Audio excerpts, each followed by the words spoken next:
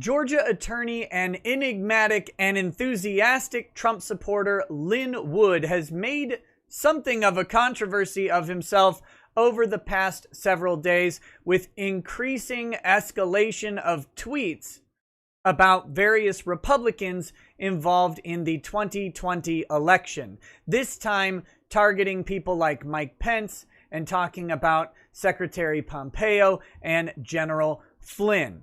Resulting in this tweet from earlier today. It says, wow, I'm getting an increased volume of death threats tonight. And then, of course, was it something I said, with his own picture there.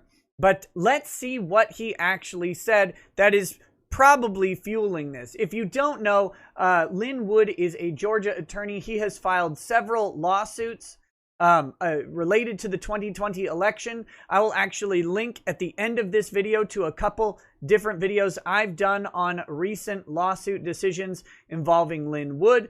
But just yesterday or the day before, he also accused John Roberts of some very serious offenses, and you can also see that in those other videos. You probably have already seen what he said.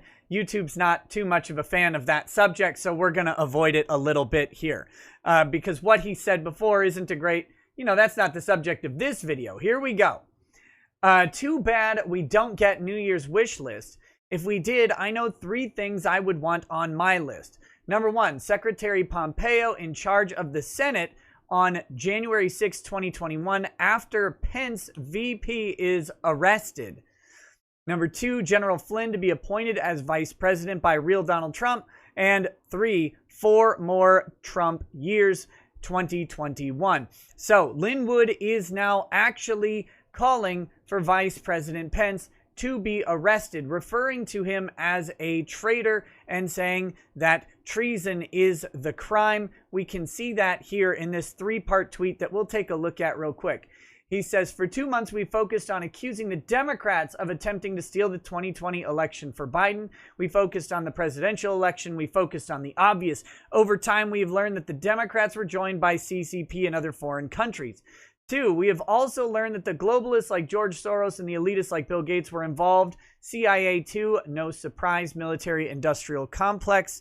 It all seems so clear we overlooked one of the main participants in the theft of the election, the Republicans. These groups aspire to the goals of communism, a ruling elite, and an oppressed class of people who exist to serve those in power. When arrests for treason begin, put Chief Justice John Roberts, VP Mike Pence, and Mitch McConnell, the Senate Majority Leader, at the top of the list. So, Lin Wood has increased and escalated his attacks on major Republican figures that are instrumental in how the election has played out, how campaigning has played out, and how election cases have been decided or basically avoided in the Supreme Court. He is pulling no punches at this point.